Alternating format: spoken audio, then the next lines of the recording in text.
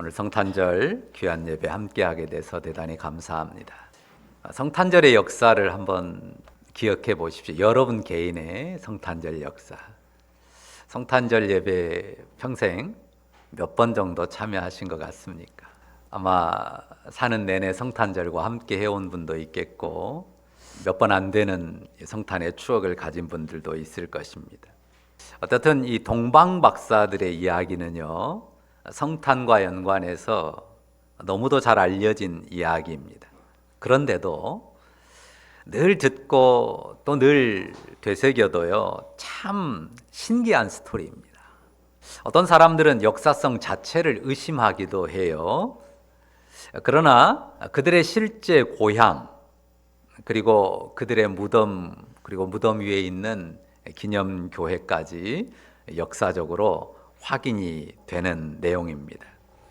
1절 보시면요, 동방으로부터 박사들이 예루살렘에 이르렀다고 쓰는데요, 예루살렘을 기준으로 동쪽입니다. 그곳이 어디인가 할 때 몇 가지 견해가 있긴 하지만 지금의 이란 땅 북서부에 이 우르미아라고 하는 곳이 있습니다. 그곳에 가보면 그 기념교회와 또 무덤이 남아 있습니다.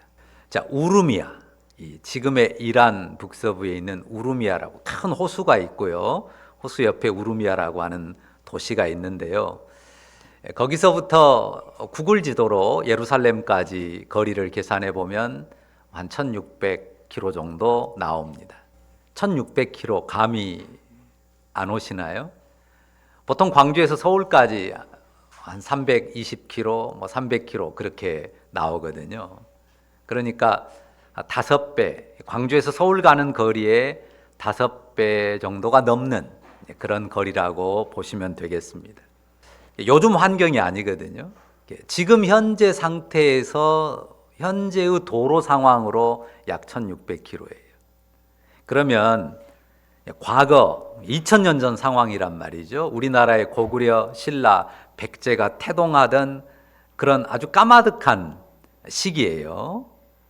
그러니까 도로 여건이 어떠했을 것이다 라는 것 충분히 가늠할 수 있죠. 다리를 놓고 터널을 뚫고 그렇게 해서 지금 도로 상황에서 1600km 정도란 말이죠. 그러면 다리도 없고 터널도 없고 돌고 돌아서 온다면 아마 최소한 3000km 이상 거리를 이동해야 되는 그런 상황이죠. 시간은 얼마나 걸릴까요? 또 그 먼 거리를 안전하게 이동해서 예루살렘까지 오려면 얼마나 많은 경비가 소요되겠습니까? 돈을 많이 들이는 것은 고사하고 인생의 중요한 시간과 정성을 이렇게 들이는 일이 가능한 일인가 상상이 되십니까? 물론 보통 사람들이 이해 못하는 아주 특별한 일에 자신의 삶 전체를 쏟아붓는 사람들이 있어요. 예를 들면 그 히말라야 에베레스트 오르는 일이 무슨 대단한 일이라고 그것을 아주 인생의 평생의 목표처럼 여기고 시도하고 더러는 그러다가 목숨을 잃는 사람들도 있습니다. 그러니까 많은 사람들은 그렇게 생각하죠. 무슨 생고생이냐, 뭔 영화를 보겠다고 그 위험한 일에 목숨을 거냐. 일반적인 사람들은 그렇게 생각해도요, 기어이 거기에 목숨을 거는 그런 사람들이 있지 않습니까? 어떻든 이 동방 박사들의 순례 역시도요, 정말 이해가 안 되는 내용입니다. 그래서 제가 제목에 뭐라고 썼습니까? 우린 못합니다 라고 썼어요. 여러분 같으면 어떻게 하겠습니까? 이런 도전, 이런 고생 자처할 수 있을까요? 그 먼 거리에 그 많은 시간과 재물을 들여서 그 고생해서 꼭 해야 될 일이냐고요. 제가 우리 성도들의 삶을 많이 생각해 보곤 하는데요, 가만히 보면요, 널널하고 여유 있게 사는 사람이 별로 없습니다. 다들 바쁘게 살아요. 치열하게 삽니다. 매일 직장에 출퇴근하죠. 자녀들, 손자 손녀들 뒤치다거리에 일이 그치질 않습니다. 누가 한가하게 삶을 즐기며 사는 사람이 얼마나 있습니까? 이런 생각을 해봤어요.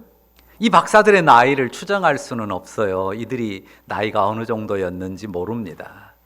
그러나 그들에게 배우자가 있고 자녀가 있고 부모가 있다면 어땠을까? 가족들은 어떻게 해놓고, 배우자는 어떻게 해놓고, 자식들은 어떻게 해놓고, 부모는 어떻게 해놓고 이들이 이 무모한 여행을 떠났을까? 이 생각을 좀 해보게 됐습니다. 여러분들이 왜 꼼짝 못합니까? 우리가 어디 한번 다녀오려고 해도요, 마음 편히 움직이지 못하는 이유들이 있잖아요. 어디 한번 다녀오려고 해도 마음 편히 움직이기가 쉽지 않습니다. 묶인 게 너무 많아요. 배우자가 걸리죠. 자식이 걸립니다. 부모도 걸립니다. 요즘은 또 있죠. 그놈의 강아지가 뭐라고. 혼자 못 놔둬요. 강아지 때문에 어디를 못 가는 분들도 꽤 있더라고요. 와, 그런데 어떻게 이 동방의 박사들은 이런 일을 했을까? 아무리 생각하고 또 생각해봐도 신기할 뿐입니다. 두 가지를 생각할 수 있어요. 첫째는 주체할 수 없는 그들 영혼에 갈급함이 있었어요. 구원의 길을 찾겠다고 하는 간절함, 알 수 없는 갈급함이 그들의 영혼에 있었고, 둘째는 성령의 감동입니다. 그냥 그들의 관심이 아니라 성령께서 그들의 영혼을 사로잡아 이끈 것이죠. 그래서 그들이 천신만고 끝에 예루살렘에 이르렀단 말이죠. 세상을 구원할 왕, 구원자가 유대인의 왕으로 나셨으니까 그 유대인들의 가장 중심되는 도시 예루살렘에 기대를 가지고 왔어요. 그런데 예상한 것과 딴판입니다. 너무 조용해요. 그러니까 유대인의 왕이 나셨다는 기쁨의 잔치가 막 축제처럼 이어질 상황인 줄 알았는데요, 너무 고요합니다. 났는지도 몰라요. 그래서 왕궁에 물어보니까 헤롯도 모르고, 이 성경을 연구한다는 사람들이 만약 났다면 유대 땅 베들레헴일 것이라고 구약의 예언을 따다가 가르쳐 주니까 헤롯 왕이 거기라고 한다 말을 듣고 이제 베들레헴이라고 하는 곳으로 가죠. 그런데 그때에 그들 앞에 정말 놀라운 광경이 펼쳐집니다. 9절을 보십시오. 박사들이 왕의 말을 듣고 가는데요, 동방에서 보던 그 별, 이 보던은 봤던 별이에요. 과거 완료입니다. 그들이 유대 땅에 유대인의 왕이 나셨다고 하는 그것을 그들의 영혼으로 확정하게 했던 그 별을 봤었는데, 그 별이 놀랍게도 자기들 앞에, 자기들 앞 하늘에 너무나도 선명하게 빛을 발하고 있는 거예요. 정말 신기한 일이죠. 그러니까 이럴 때 어떤 마음이 일어납니까?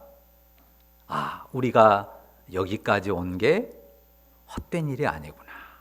역시 우리 길이, 그분이 인도하시는 길인 것이 분명해 하는 그런 감동이 들지 않았겠습니까? 그럴 때 가슴 뭉클한 감동이 올라오죠. 아마 뜨거운 눈물이 흘렀을 수도 있습니다.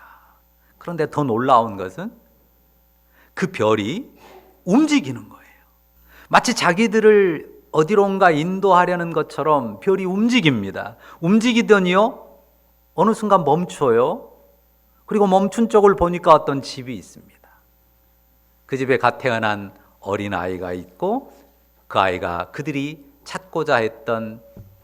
찾아뵙고자 했던 유대인의 왕이라는 것을 알게 됐습니다. 10절에 그들의 기쁨을 표현하는 말을 보십시오. 그들이 별을 보고 매우 크게 기뻐하고 기뻐하더라.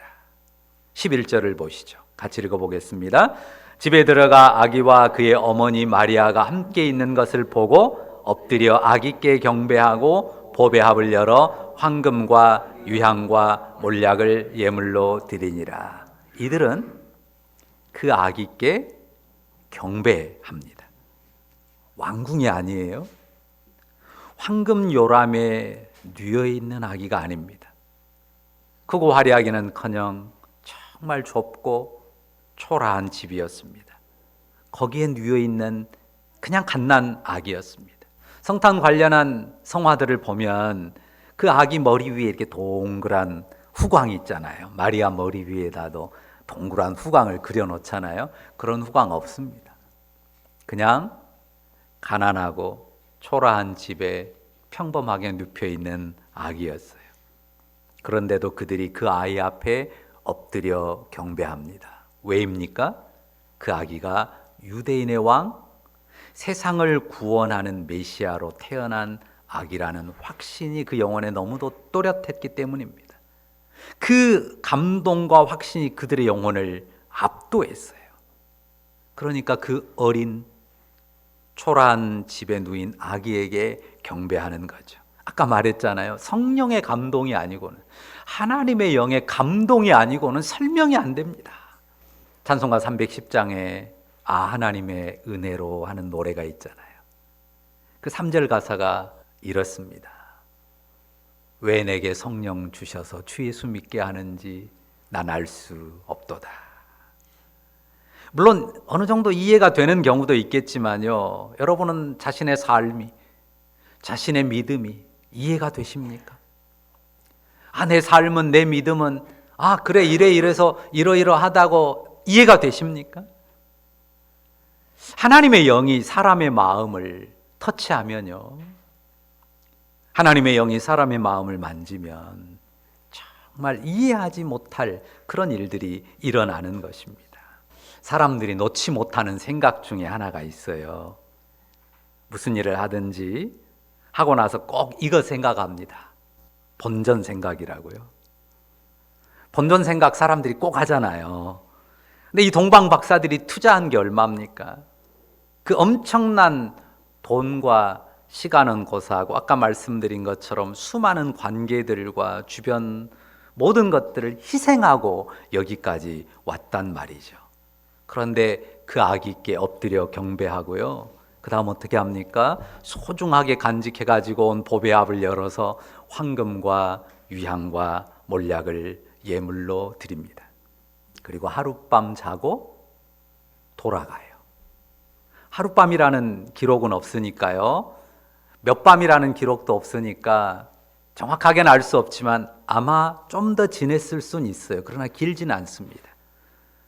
어떻든 겨우 며칠을 보내고, 길게 잡아도 겨우 며칠을 보내고 고국으로 귀환합니다. 꿈에 헤롯에게 돌아가지 말라 하는 지시를 받고 헤롯 왕에게 돌아가지 않고 다른 길을 택해서 자기들의 고향으로 돌아갑니다. 이 동방의 박사들이요, 그 엄청난 정성과 시간과 재물을 들여서 왔던 그 순례의 여정, 그것을 통해서 그들이 얻은 것은 뭡니까? 무엇을 얻었습니까?